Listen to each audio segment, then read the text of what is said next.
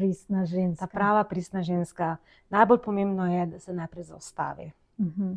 Da se zaustavi, pogleda, kje je v življenju, kaj je tisto, kar jo na neki točki mogoče ne osrečuje več, kar jo izčrpava, v čemer se ne počuti več dobro, da najprej to prepozna, potem pa, da se vrne k sebi, da začne negovati sebe. Torej, ta besedna zveza, ljubezen do sebe, to ni samo všečnost ali pa miselnost, da je to egoizem, temveč je to zavedanje, da moramo najprej poskrbeti za sebe, da to ni egoizem, da nihče drug ne bo poskrbel za nas, če same ne bomo, ker če to pričakujemo od drugih, svojo moč prelagamo na zunanje dejavnike, ki so pa ves čas spremenljivi.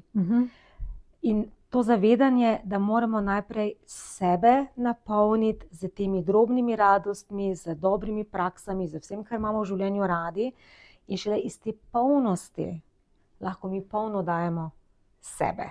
Zato je treba se najprej zaustaviti, vrniti k sebi, sebe začeti negovati in iz tega potem počasi raste boljša samopodoba, več samozavesti, bolj se osidramo v sebi in se zavedamo, zdaj sem šla na sprehod, kako se jaz zdaj dobro počutim. In potem to neguješ.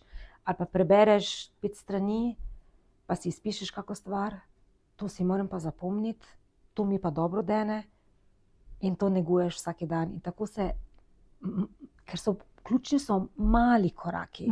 Tisti na videz nepomembne, drobne koraki, ki misliš, da nič ne prinesejo, samo če jih ti dosledno vsak dan gradiš, izvajaš, se čez obdobje ustvari neverjeten učinek.